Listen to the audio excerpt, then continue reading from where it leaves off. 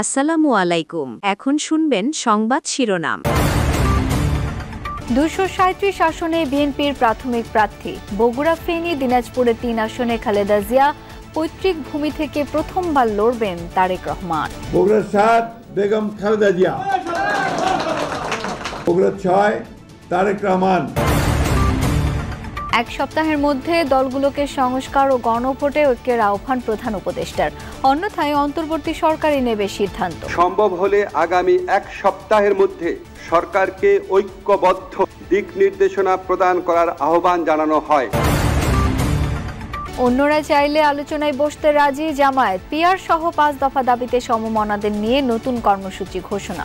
Main stake holder মৌলিকভাবে যে সমস্ত দল আছেন তারা এই আহ্বানকে কীভাবে সাড়া দেয়, তাহলে আমরা সকলেই বসতে কোনো আপত্তি নেই, এবং বসলেই আমি আশা করি যে একটা রাস্তা বেরিয়ে আসবে ইনশাল্লাহ। সরকারের ভেতরের একটা অংশ নির্বাচন ভণ্ডুলের চেষ্টা করছে অভিযোগ এনসিপির। জুলাই সনদ আদেশ দিতে হবে ডক্টর ইউনূসকেই বললেন নেতারা। আসসালামু আলাইকুম। এতক্ষণ শুনছিলেন সংবাদ শিরোনাম, এখন শুনবেন বিস্তারিত। আসন্ন ত্রয়োদশ জাতীয় সংসদ নির্বাচনকে সামনে রেখে 237টি আসনে দলীয় প্রার্থীদের প্রাথমিক তালিকা প্রকাশ করেছে বিএনপি, যেখানে দিনাজপুর 3, বগুড়া 7 ও ফেনী 1 আসনে নির্বাচন করবেন দলের চেয়ারপারসন খালেদা জিয়া। এছাড়া বগুড়া 6 আসন থেকে ক্যারিয়ারের প্রথম নির্বাচন করবেন বিএনপির ভারপ্রাপ্ত চেয়ারম্যান তারেক রহমান। বাকি 63টি আসনে শরিকদের সাথে বোঝাপড়া ও দলীয় কোন্দল নিরসন করে পরে বিএনপি সমর্থিত বা মনোনীত প্রার্থীদের তালিকা ঘোষণা করা হবে। দুপুর 12টায় দলের স্থায়ী কমিটির সদস্যরা বৈঠকে বসেন চেয়ারপারসনের গুলশান কার্যালয়। লন্ডন থেকে ভার্চুয়ালি বৈঠকে যোগ দেন ভারপ্রাপ্ত চেয়ারম্যান তারেক রহমান ও স্থায়ী কমিটির সদস্য সালাউদ্দিন আহমদ।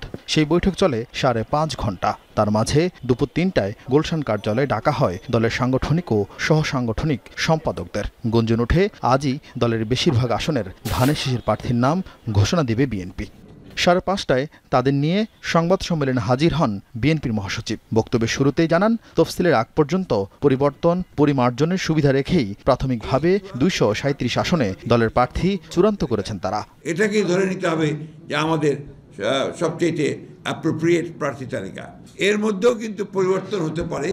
আমরা বিশেষ করে আমাদের যুগপৎ আন্দোলনে যারা শরিক দলগুলো আছেন তাদের সঙ্গে আলোচনার ভিত্তিতে আমরা এই পরিবর্তনগুলো আনতে পারি, অথবা যদি স্ট্যান্ডিং কমিটি মনে করে, পার্লামেন্টারি বোর্ড মনে করে যে তারা কোনো আসনে পরিবর্তন আনবেন, সেটা নিঃসন্দেহে যে নিয়মগুলো আছে সেই নিয়মগুলো মেনে আমরা সেইভাবে আমরা পরিবর্তন নিয়ে আসবো। এরপর একে একে ঘোষণা করেন বিএনপির দলীয় প্রার্থীর নাম। চমক ছিল বাবার বাড়ি, জন্মস্থান, শ্বশুরবাড়ির জেলার 3 আসনে খালেদা জিয়ার প্রার্থী হওয়ার ঘোষণা। জন্মস্থান বগুড়া 6-এ প্রথমবারের মতো নির্বাচন করবেন তারেক রহমান। বগুড়া 6 তারেক রহমান, বগুড়া 7 বেগম খালেদা জিয়া। জুলাই সনদ বাস্তবায়ন প্রক্রিয়া ও গণভোট নিয়ে দলগুলোকে আগামী এক সপ্তাহের মধ্যে ঐকমত্যের ভিত্তিতে সুপারিশ জানানোর আহ্বান জানিয়েছে অন্তর্বর্তী সরকার। দুপুরে তেজগাঁওয়ে প্রধান উপদেষ্টার কার্যালয়ে ডক্টর মোহাম্মদ ইউনূসের সভাপতিত্বে উপদেষ্টা পরিষদ বৈঠক শেষে এই আহ্বান জানানো হয়। এই সময়ের মধ্যে দলগুলো ঐকমত্যের সুপারিশ না জানালে সিদ্ধান্ত সরকারই নেবে।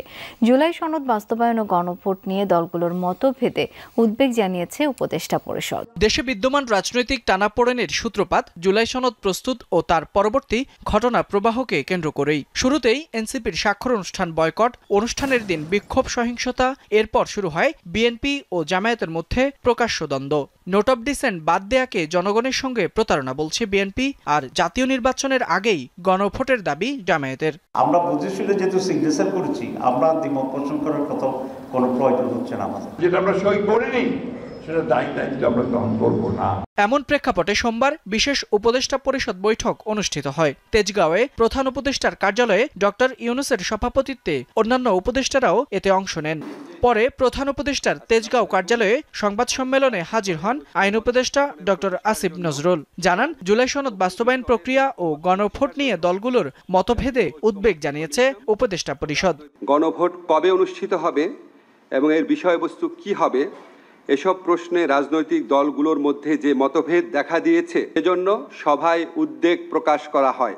স্ব-উদ্যোগে আলোচনা করে বিরোধপূর্ণ বিষয়ে সিদ্ধান্ত জানাতে রাজনৈতিক দলগুলোর প্রতি আহ্বান জানায় অন্তর্বর্তী সরকার। আসিফ নজরুল জানান, 1 সপ্তাহের মধ্যে দলগুলো ঐকমত্যের ভিত্তিতে সুপারিশ না জানালে সিদ্ধান্ত নেবে সরকার। রাজনৈতিক দলগুলোকে স্বীয় উদ্যোগে নিজেদের মধ্যে আলাপ আলোচনা করে সম্ভাব্য দ্রুততম সময়ে, সম্ভব হলে আগামী 1 সপ্তাহের মধ্যে সরকারকে ঐক্যবদ্ধ দিক নির্দেশনা প্রদান করার আহ্বান জানানো হয়। প্রধান উপদেষ্টার আলোচনার আহ্বানকে স্বাগত জানিয়েছে জামায়াতে ইসলামী সহ সমমনা 8 দল। অন্যরা সাড়া দিলে সাড়া দেবেন তারাও। নির্বাচনী জোট না করলেও 1 আসনে 1 প্রার্থী দেবে সমমনা দলগুলো। 6 নভেম্বর গণমিছিল নিয়ে প্রধান উপদেষ্টা বরাবর স্মারক দেবে এই 8 দল। আর 11 নভেম্বর করবে সমাবেশ। এক সংবাদ সম্মেলনে জোট না করলেও 1 আসনে 1 প্রার্থী দেবে সমমনা দলগুলো। 6 নভেম্বর গণমিছিল নিয়ে প্রধান উপদেষ্টা বরাবর স্মারক দেবে এই 8 দল। আর 11 নভেম্বর করবে সমাবেশ। এক সংবাদ সম্মেলনে এসব সিদ্ধান্ত জানান সমমনা 8 ইসলামী দলের নেতারা। রাজধানীর পল্টনে বাংলাদেশ খেলাফত মজলিসের কেন্দ্রীয় কার্যালয়ে জামায়াতে ইসলামী সহ সমমনা 8 দলের সংবাদ সম্মেলন। উপস্থিত ছিলেন দলগুলোর শীর্ষ নেতারা। সংবাদ সম্মেলনে জামায়াতে ইসলামীর নায়েবে আমির সৈয়দ আব্দুল্লাহ মোহাম্মদ তাহের প্রধান উপদেষ্টার আলোচনার আহ্বানকে স্বাগত জানান। বলেন, অন্য দলগুলো প্রধান উপদেষ্টার আহ্বানে সাড়া দিলে আলোচনায় বসতে রাজি তার দল। সরকারকে রেফারির ভূমিকা পালন করতে আহ্বান জানান তিনি। আমরা এখন দেখতে চাই মেন স্টেক হোল্ডার মৌলিকভাবে যে সমস্ত দল আছেন তারা এই আহ্বানকে কীভাবে সাড়া দেয়। তো তারাও যদি একইভাবে আমাদের মতো সাড়া দেয় তাহলে আমরা সকলেই বসতে কোনো আপত্তি নেই, এবং বসলেই আমি আশা করি যে একটা রাস্তা বেরিয়ে আসবে ইনশাল্লাহ। এ সময় বাংলাদেশ খেলাফত মজলিসের আমির মামুনুল হক জুলাই সনদ বাস্তবায়ন আদেশ জারি ও জাতীয় নির্বাচনের আগে পৃথকভাবে গণভোট আয়োজনের দাবি জানান। 6 নভেম্বর গণমিছিল নিয়ে প্রধান উপদেষ্টা বরাবর স্মারক প্রদান করবে এই 8 দল। 11 নভেম্বর করবে সমাবেশ। সমমনা দেশপ্রেমিক 8টি রাজনৈতিক দল থেকে আমরা স্পষ্ট ঘোষণা করছি, অনতিবিলম্বে জুলাই সনদ বাস্তবায়নের আদেশ জারি করতে হবে।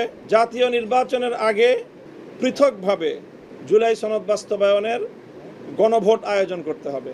এই দাবিগুলোর বিষয়ে যদি সন্তোষজনক কোনো অবস্থান গ্রহণ করা না হয়, অগ্রগতি না হয়, তাহলে সেই ক্ষেত্রে আমরা 11 নভেম্বর রাজধানীতে সমাবেশ করব।